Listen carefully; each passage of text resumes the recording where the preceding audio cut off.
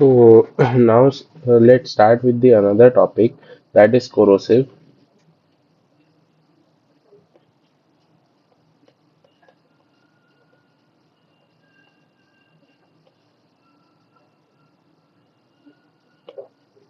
ठीक है।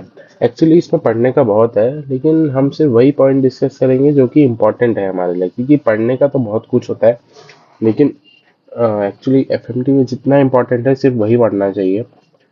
ठीक है। तो कोरोसिव्स में हमें पता है कि एसिडिक होते हैं, एसिड्स होते हैं और एल्कली होते हैं।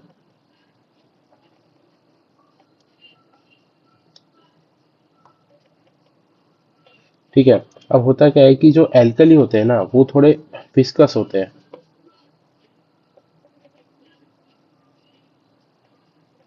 तो विस्कस होते हैं, तो आप विस्कस, और ये क्या होता है, फ्लूइड होते हैं, फ्लूइडिक होते हैं।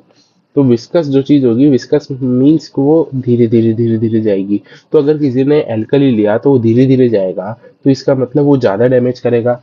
तो इसका मतलब कॉजेस मोर डैमेज।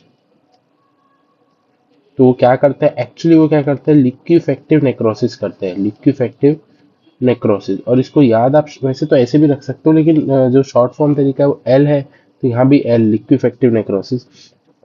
ठीक है। और क्या है फिर, हम देखो वो स्लो स्लो जाएगा। जब किसी कोई चीज आपने खाई स्लो स्लो जा रहा है, तो ईसोफेगस में स्लो स्लो जाएगा। तो जो डैमेज होगा वो ईसोफेगस को ज्यादा डैमेज करेगा एज कम्पेयर टू स्टोमक। अब अपोजिट करो फ्लूइड में, फ्लूइड बहुत जल्दी चला जाएगा तो लेस डैमेज करेगा। ठीक है। हम जनरली ये सोचते हैं एसिड ज्यादा डैमेज करता है, पर नहीं, एल्कली ज्यादा डैमेज करता है। इसलिए हम एल्कली, बटन बैटरी, इन सब के लिए ज्यादा थोड़ा एग्रेसिवली ट्रीट करते हैं कि भाई वो उसको फॉरेन बॉडी को निकालो। और एसिड जब फ्लूइडिक होंगे तो स्टमक को ज्यादा डैमेज करेंगे एज कम्पेयर टू ईसोफेगस। ठीक है। अब ये दोनों मतलब जो ये कोरोसिव्स होते हैं, ये जाते कैसे हैं। मान लो ये दोनों ही, मतलब दोनों की बात कर लेते हैं। ये दोनों, सॉरी,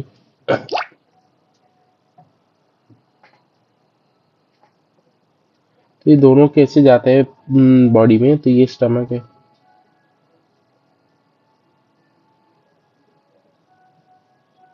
ठीक है।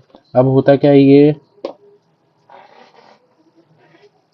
तो अब ये ऊपर से आते हैं, ऊपर से आ रहे हैं, तो ये लेसर कर्वेचर के अलोंग जाते हैं, लेसर कर्वेचर के अलोंग।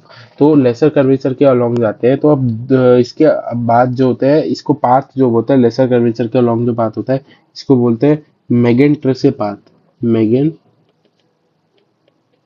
Megan ट्रेसे path. ठीक है। अब इसकी दो पॉसिबिलिटीज हो सकती है, या तो पेशेंट ने कुछ खाया होगा पॉइजन लेने से पहले, या वो कुछ नहीं खाया होगा। तो अगर उसने कुछ खाया हो, एक सेकंड में बना देता हूँ। ठीक है। अगर उसने कुछ खाया है तो तो क्या होगा कि ये सब जो एरिया है, this area is full of food. ठीक है। तो जो पॉइजन आ रहा होगा वो ऐसे जाएगा लेसर कर्वेचर के अलोंग, और फिर यहीं पे कलेक्ट हो जाएगा वो। More damage along lesser. ठीक है। Lesser curvature. लेकिन अगर उसने कुछ नहीं खाया होगा तो जो फ्लूइड आएगा वो ऐसे आएगा लेसर कर्वेचर के अलोंग, और फिर यहाँ पूरा सेटल हो जाएगा। ठीक है। तो damage to lesser curvature and antrum part. आपने देखा होगा जो फ्लूइड है वो जनरली लेसर कर्वेचर के अलोंग ही आ रहा है। इसलिए हम क्या बोलते हैं इन केसेस में, जब स्टमक को ओपन करते हैं तो we open from greater curvature to see the findings on lesser curvature. ठीक है। अब होता क्या है, इन कोरोसिव्स की वजह से ना स्टमक में कलर चेंजेस आते हैं, स्टमक कलर चेंजेस। ये कलर चेंजेस हमें याद रखना जरूरी है। तो जैसे कलर चेंजेस क्या क्या आते हैं, अगर HCl है तो क्या दिखेगा हमें, ब्राउन टू ब्लैक। ठीक है। ब्राउन टू ब्लैक क्यों दिखेगा, due to formation of acid haematite.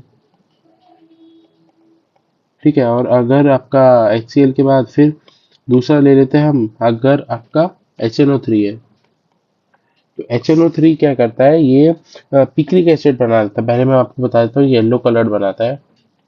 अब ये येलो कलर क्यों बनाता है, actually it forms picric acid picric acid by binding with tyrosine containing protein. Tyrosine containing protein, हमारी बॉडी में प्रोटीन हर जगह होता है, अमीनो एसिड, तो उसमें टायरोसिन कंटेनिंग जो प्रोटीन होता है उसके साथ HCl3 बाइंड करता है और वो येलो कलर पिक्रिक एसिड बना देता है। ठीक है, लेकिन कभी कभी इसमें ब्लैक क्या बोलते हैं ब्लैक कलर भी दिखने को मिलता है, black colour due to blood collection. ठीक है, तो ये आपको दो उसमें याद करने हैं कोरोसिव्स में कैसे कलर करते हैं। अब हम बात करते हैं अगर किसी ने H2SO4 या HCl इंजेस्ट किया है। एक्चुअली देखो इनके बहुत डिटेल में जा सकते हो आप, इमेंस डिटेल होती है, लेकिन हमें इसको मोस्टली सुपरफिशियली पढ़ना है। तो अगर कोई मान लो इसको खाएगा, HCl और H2SO4 को खाएगा, तो सबसे पहले क्या होगा, सबसे पहले आप सोचो ना, बर्निंग पेन, मतलब मोस्ट कॉमन प्रेजेंटेशन तो उसको फेरेंजियल पेन होगा।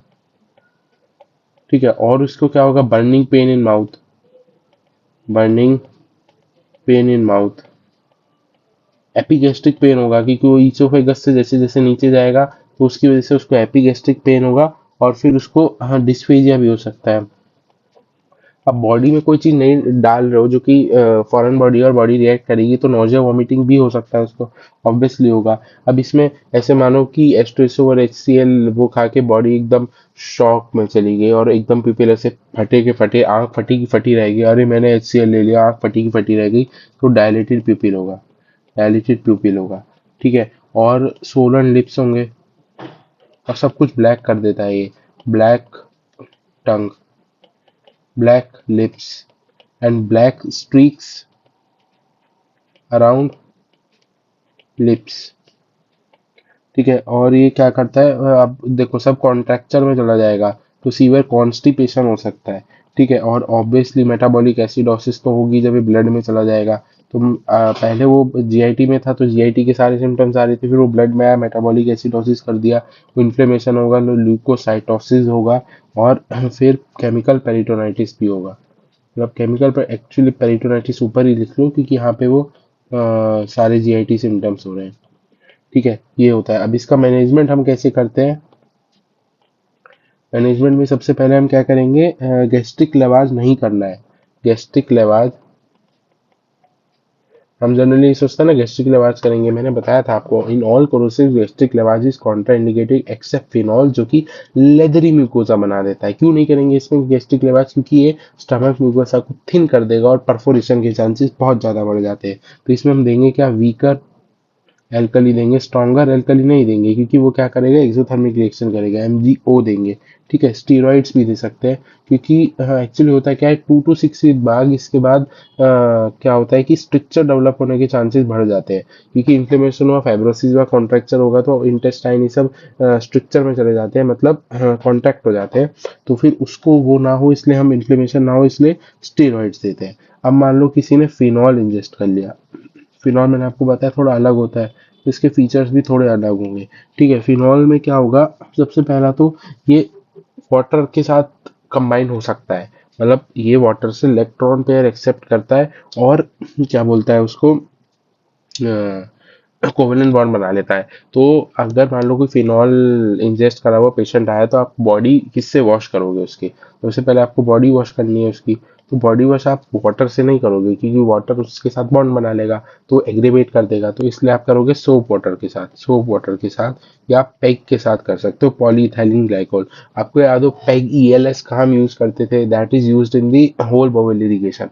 ठीक है, मैंने आपको जनरल टॉक्सिकोलॉजी में बताया था। इसकी वजह से क्या होता है, इसके कुछ फीचर्स होते हैं, ये हॉट बर्निंग पेन करता है, मतलब एपिगेस्ट्रिक रीजन में hot burning pain plus tingling anaesthesia, tingling, ये इसका एनेस्थीसिया, ये इंपॉर्टेंट फीचर है। ठीक है, एनेस्थीसिया होगा, नमनेस हो सकती है। अब इसमें क्या होता है, अलग है, अलग है, तो उसमें हमने क्या पढ़ा था, क्या बोलते हैं, डायलेटेड पिपिल में ड्रेसिस होगा, तो इसमें मियोटिक पिपिल हो जाएगा। ठीक है, वो ये किडनी को अफेक्ट नहीं कर रहे थे, इसमें आपका PCT नेक्रोसिस भी हो जाएगा। ठीक है, और क्या बोलते हैं, बिल्कुल अलग है। तो इसमें हम गैस्ट्रिक लेवाज भी कर सकते हैं, गैस्ट्रिक लेवाज कर सकते हैं, बताया था, गैस्ट्रिक लेवाज कैन बी डन, और गैस्ट्रिक लेवाज को उसको प्रिजर्व करना है। ठीक है, इसको मत भूलना, और ये लेदरी कर देता है म्यूकोसा को, ये सब मैंने आपको तभी बताया था। अब हमें कुछ चीजें देखनी है, that is meiosis causing agents. Completely याद करने वाला है, इसलिए मैं बोलता हूँ कि कम चीजें याद करो। दैट इज फिनॉल, अभी देखा हमने। क्लोरल हाइड्रेट, क्लोरल हाइड्रेट, ठीक है। बारबीचुरेट्स, बारबीचुरेट्स, ओपियोइड्स, ठीक है। ओपी मतलब organophosphates and carbamates, and pontine haemorrhage के केसेस में, पोंटाइन हेमरेज, इन केसेस में आपको मियोसिस दिख सकता है। अब दूसरा चीज हमें देखना है, agents which lead to the mydriasis. Mydriasis, mydriasis कौन कौन करता है? तो मिडरेसिस हमने कुछ तो पढ़े ही है, H2SO4 करता है, H2SO4 करता है, HCl करता है। लेकिन उसके अलावा क्या है? कोकेन, मतलब जो भी सारे एडिक्टिव सब्सटेंस होते हैं ना, तो वो पी के ऐसा लगता है मजा आ गया, तो इसलिए डायरेक्ट प्यूपिल। तो कोकेन, LSD हो गया, ठीक है। एम्फीटामीन, एम्फीटामीन, धतुरा, ये सब हो गए, ये सब आपका एडिक्टिव होते हैं ना, तो इसलिए। अब जो पीसीटी नेक्रोसिस कौन कौन करता है, ये भी हमें याद करना है। पीसीटी नेक्रोसिस बहुत कुछ याद करना होता है एफएमटी में, ठीक है। मैं पहले बता रहा हूँ, ऐसे नहीं कि मैं किसी सब्जेक्ट की बुराई कर रहा हूँ, पर जिसको पसंद है उसको पसंद है, पर एक्चुअली एफएमटी जितना पढ़ना चाहिए सिर्फ उतना ही पढ़ना चाहिए। पीसीटी नेक्रोसिस में क्या क्या किस किस में हो सकता है? कार्बोलिक एसिड जो हमने पढ़ा, दैट इज फिनॉल। दूसरा किस में हो सकता है? ऑक्जेलिक एसिड में हो सकता है, और मरकरी में हो सकता है, कैडमियम में हो सकता है, CCl4 में हो सकता है, ठीक है। ये हो गया। अब हमें स्टमक कलर्स भी पढ़ने हैं, मैं बता रहा हूँ, तो इसलिए मेरी बात मानो, कम ही पढ़ा करो ये चीजें, ऐसी चीजें। इंपॉर्टेंट चीजें हमेशा ज्यादा पढ़ा करो जो कि क्लिनिकली इंपॉर्टेंट है, ठीक है। ये ठीक है, हो गई इंपॉर्टेंट, लेकिन इससे इंपॉर्टेंट चीजें भी हैं। स्टमक अल्सर कलर्स ब्लैक होगा, हमने पढ़ा। ब्लैक कौन करता है? H2SO4, HCl।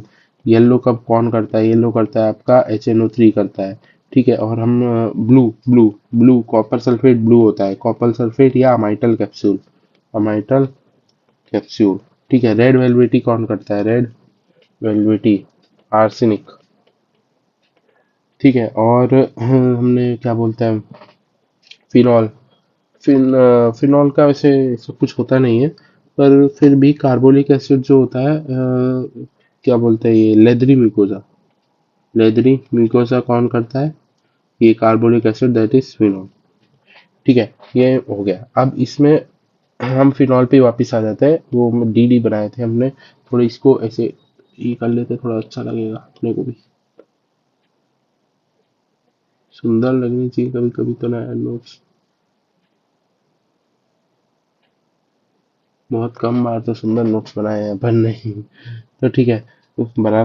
तो एक्यूट पॉइजनिंग हम बात करते हैं, एक्यूट पॉइजनिंग मतलब, देखो, इसमें हम फिनॉल को ऐसे कंटिन्यू कर लेते हैं, और यहाँ ऐसे बात करते हैं acute poisoning and chronic poisoning, ठीक है। अगर एक्यूट पॉइजनिंग है, उसको सारे फीचर्स वही होंगे, क्या बोलते हैं, जो हमने डिस्कस किए ऊपर। और H2SO4 HCl वाले फीचर्स भी होते हैं इसमें, ठीक है। पर इसमें इंपॉर्टेंट फीचर्स क्या है? कार्बोल यूरिया प्रेजेंट होगा, मतलब कार्बोल मतलब कार्बोलिक एसिड, कहाँ पे? यूरिन में।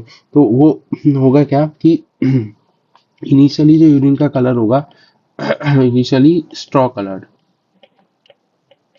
जब उसको एयर में इधर नहीं, जब उसको एयर में रख देंगे तो उसका कलर चेंज हो जाता है, वो ग्रीनिश यूरिन हो जाता है, ग्रीनिश यूरिन हो जाता है, ठीक है। अब ये होता क्यों है एक्चुअली? इसका रीजन क्या है? It is due to the oxidation of phenolic metabolites, phenolic metabolites. तो किडनी उसको मेटाबोलाइज करती है, कुछ मेटाबोलाइट्स में कन्वर्ट करती है, जिनके नाम हम देखेंगे, that is phenolic metabolites are pyrocatechol, pyrocatechol and hydroxyquinone, hydroquinone, hydroquinone. तो ये तो होते हैं फिनोलिक मेटाबोलाइट्स। अब जब यूरिन के अंदर ही तो प्रेजेंट है, अब उसको एयर में रख दिया तो ऑक्सीडाइज हो गए और ये ग्रीनिश में कन्वर्ट हो गए, ठीक है। कार्बोलूरिया बहुत इंपॉर्टेंट फीचर होता है। अब क्रॉनिक पॉइजनिंग में क्या होता है? इंपॉर्टेंट चीज ये, नोजिया होगा, वॉमिटिंग होगा, एंड पिगमेंटेशन बहुत इंपॉर्टेंट है। धीरे धीरे धीरे धीरे पिगमेंटेशन होता रहेगा, होता रहेगा, होता रहेगा। अभी पिगमेंटेशन कहाँ कहाँ होता है? जिस भी जगह में, स्किन हो गया, कॉर्निया हो गया, कार्टिलेज हो गया, ठीक है, और स्क्लेरा हो गया, हर जगह पिगमेंटेशन होगा। पर ये पिगमेंटेशन होता क्या है? पिगमेंट में किस चीज का पिगमेंटेशन? वही metabolites, pigmentation of metabolites, metabolite, जिसको हम बोल देते हैं ऊक्रोनोसिस, ऊक्रोनोसिस। एक्चुअली ऊक्रोनोसिस आपको याद हो तो किस में मिलता है? एल कैप्टोन्यूरिया में मिलता है, एल कैप्टोन्यूरिया। एल्केप्टोन्यूरिया में होता क्या है, डेफिशिएंसी ऑफ किसकी डेफिशिएंसी हो जाती है, deficiency of homogentisic acid oxidase, homogentisic acid oxidase, जिसकी वजह से होता क्या है कि वो इंक्रीज होमोजेनिक एसिड होता है, वो एल्केप्टॉन बॉडीज बना देता है, इंक्रीज होमोजेनिक एसिड, जिसकी वजह से एल्केप्टॉन बॉडीज बनती है, एल्केप्टॉन बॉडीज बनती हैं, और जिसकी वजह से वो क्रोनोसिस होने लगता है।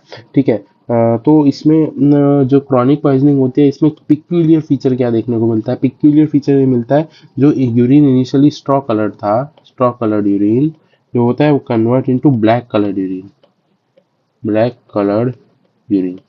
तो अगर स्ट्रॉ कलर यूरिन है वो ग्रीन कलर में बन जा रहा है तो एक्यूट पॉइजनिंग है, अगर वो ब्लैक कलर में बन जा रहा है मतलब वो क्रॉनिक पॉइजनिंग है। ठीक है, अब इसमें इसको जब एल्केप्टोन्यूरिया को थोड़ा बताया तो इसका एल्केप्टोन्यूरिया का ट्रीटमेंट क्या होता है, हम इसमें वो देते हैं नीटिसिनोन, नीटिसिनोन दैट जो कि क्या होता है, इस होमोजेनिटिक ऑक्सीडेज जो एंजाइम होता है इसको वो मतलब ये क्या करता है, होमोजेनिटिक एसिड की फॉर्मेशन को डिक्रीज कर देता है, डिक्रीज होमोजेनिटिक एसिड फॉर्मेशन। तो ये थोड़ा एल्केप्टोन्यूरिया के बारे में बात होगी, इसे थोड़ा आपको लिंक करना चाहिए। ठीक है, फिनॉल के बारे में इतना ही जानना है, आप बोलोगे इतना कम, यस इतना ही जानना है। HF6, HF6 जो होता है ये अकेला एसिड है जो behaves like alkali, behaves like alkali, तो एल्कली की तरह बिहेव करेगा। एल्कली क्या होता है, उनके ऊपर इलेक्ट्रॉन होते हैं तो कैटायंस को अट्रैक्ट करते हैं, तो अपने साथ किस किस कैटायन को ले जाएगा, ये कैल्शियम को ले जाएगा, ये मैग्नीशियम को ले जाएगा, ये हाइड्रोजन को ले जाएगा। ठीक है, तो सॉरी, तो कैल्शियम को ले जाएगा, मैग्नीशियम को ले जाएगा, तो इन सब की कंसंट्रेशन डिक्रीज हो जाएगी, तो हाइपोकैल्सीमिया, हाइपोमैग्नीसीमिया। तो इसके ट्रीटमेंट में क्या दोगे, इसके ट्रीटमेंट में क्या दोगे, IV कैल्शियम ग्लूकोनोरेट, ग्लूकोनोरेट। ठीक है, सिंपल। और एल्कली है तो ये क्या करेगा, लिक्विफेक्टिव नेक्रोसिस कर रहा है, लिक्विफेक्टिव नेक्रोसिस कर रहा है। ठीक है, इतना याद करना है आपको बस। फिर अगला एसिड आ जाता है that is oxalic acid. Oxalic acid हम किस कहाँ यूज करते हैं, वैसे तो टोमेटो में भी होता है, पर oxalic acid is use for removing ink stain, ink stain removal. ठीक है, और ये ग्रीन लीफी वेजिटेबल्स में प्रेजेंट होता है, ग्रीन लीफी वेजिटेबल्स। अब आपको पता होगा, मुझे लगता है इतना पता होगा कि कैल्शियम के साथ कंबाइन करता है और ये कैल्शियम ऑक्जेलेट क्रिस्टल्स बना देता है, ऑक्जेलेट क्रिस्टल्स बना देता है। तो इसकी इसकी वजह से होगा क्या, हाइपोकैल्सीमिया हो जाएगा, हाइपोकैल्सीमिया हो जाएगा। तो इसमें हम ट्रीटमेंट में क्या इसमें स्पाज्म होंगे, हाइपोकैल्सीमिक टिटनी हो जाएगा, कैल्सीमिक टिटनी हो जाएगा। ये सब फीचर आप पढ़ते हो एक्चुअली मेडिसिन में, हमें इतना ज़्यादा डिटेल में नहीं पढ़ना है। जो आप मेडिसिन पढ़ोगे ना तो आप पढ़ोगे हाइपोकैल्सीमिया के क्या फीचर है, तो वही फीचर यहाँ आएंगे। अब आप मैं ही इसको लिख के आपका इस चीज़ में टाइम वेस्ट क्यों करूँ कि हाइपोकैल्सीमिया के क्या फीचर होते हैं। आप FMT के पॉइंट ऑफ व्यू से पढ़ो कि अच्छा ऑक्सैलिक एसिड हाइपोकैल्सीमिया करता है, जो फीचर हम पढ़ लेंगे, मतलब याद होगा आपको अगर आप उसके बाद देख रहे होगे। और इम्पॉर्टेंट चीज़ हम याद हो तो ये जो है PCT नेक्रोसिस करता है। ये PCT नेक्रोसिस में हमने पढ़े थे कुछ एजेंट्स, उसमें कार्बोलिक एसिड और दो ही एसिड थे, कार्बोलिक एसिड और ऑक्सैलिक एसिड थे।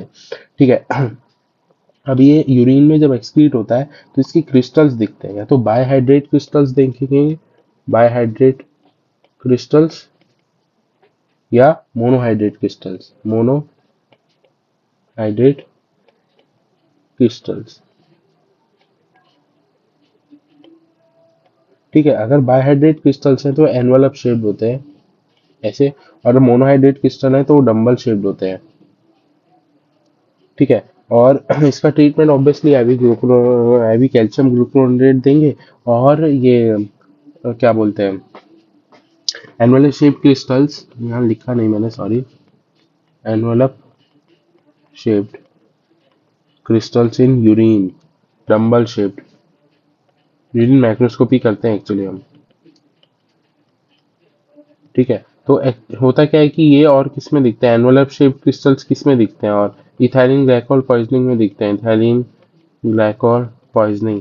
Actually ethylene glycol poisoning can also mimic oxalic acid poisoning. हम आगे पढ़ेंगे कि इथाइलिन ग्लाइकोल के जो मेटाबोलाइट्स होते हैं वो फॉर्मिक एसिड और ऑक्जेलिक एसिड होते हैं। तो ऑक्जेलिक एसिड फिर से हाइपोकैल्सियम कर देगा, तो वही सारे फीचर कर सकता है।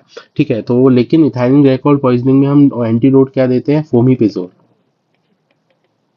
फोमीपिजोल देते हैं, और ये क्या करता है, alcohol dehydrogenase inhibitor, alcohol dehydrogenase inhibitor. तो ये क्यों दे रहे हैं, क्योंकि जो इथाइलिन ग्लाइकोल है वो अल्कोहल डिहाइड्रोजिनेज से ही आपका वो होता है, क्या बोलते हैं, मेटाबोलाइज होता है। ठीक है, फिर ठीक है, फिर अगला आ जाता है boric acid. Boric acid, boric acid क्या कॉज करता है, बहुत मतलब इसमें इतना कुछ होता ही नहीं है यार, आप इतना याद मत किया करो, मैं बोल रहा हूँ। बॉइल्ड लॉबस्टर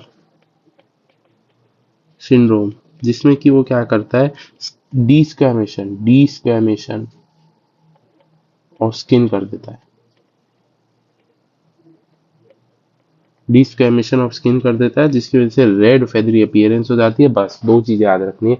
अब इनकी मेडिको लीगल इंपॉर्टेंस क्या है कोरोसिव्स की, तो एक्चुअली होता है क्या है, ये विट्रोलेज, विट्रोलेज आपको एमएलआई में याद रखना है।